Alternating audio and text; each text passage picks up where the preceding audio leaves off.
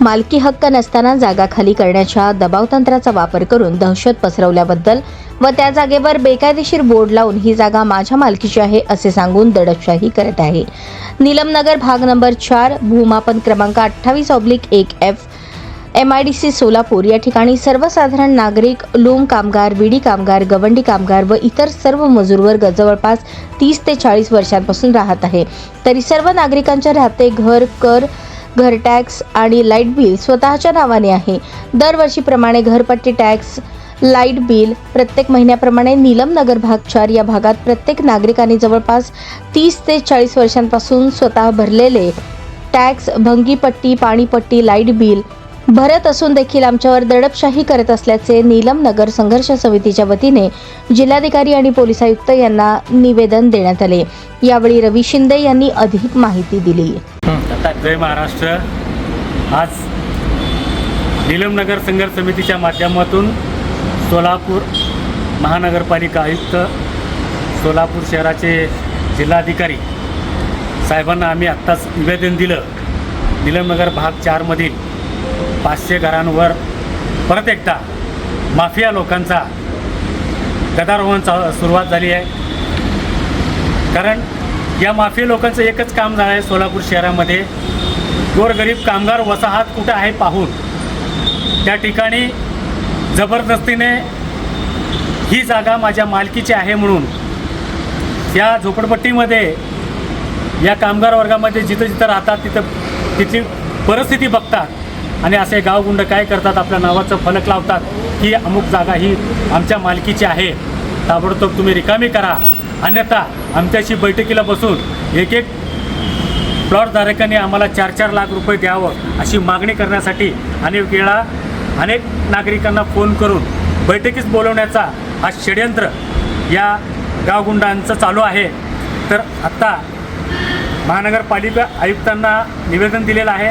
आयुक्तांना आमची विनंती आहे, 40 वर्ष झालं तिथला वर्ग पाणीपट्टी, भंगीपट्टी, टॅक्स, कर हे 40 वर्षापासून लाईट बिल सहित भरतात।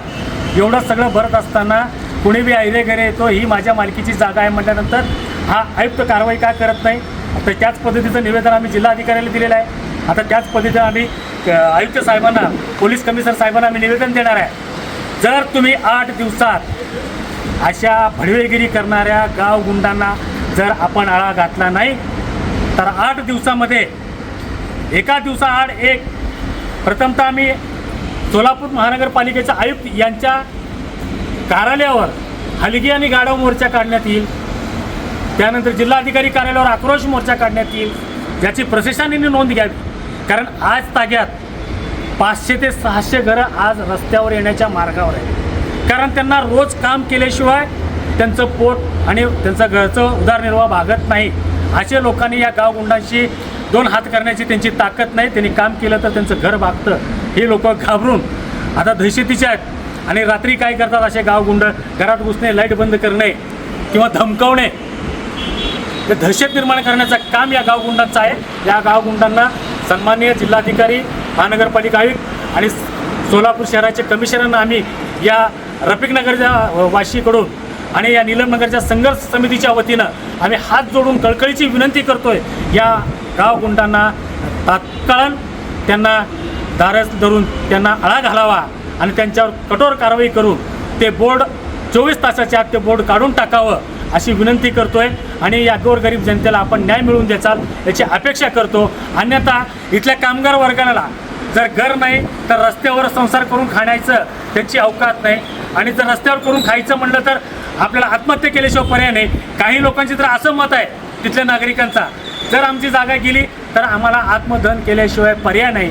मग त्याला सर्वस्व जबाबदार सोलापूर महानगरपालिकेचे आयुक्त असतील, सोलापूरचे जिल्हाधिकारी असतील, सोलापूरचे सिटी कमिशनर असतील। आम्ही गृहमंत्र्यालाही निवेदन दिले, ग्रामविकास मंत्री एकनाथभाई शिंदेने सुद्धा निवेदन फॅक्सद्वारे पाठवलेलं आहे। आमची कळकळीची विनंती आहे, तिने IAS अधिकाऱ्यांना या गरीब लोकांना न्याय मिळवून द्यावं आणि या गावगुंडांना आळा घालून त्यांना जेलबंद करावं, एवढीच आमची कळकळीची विनंती आहे।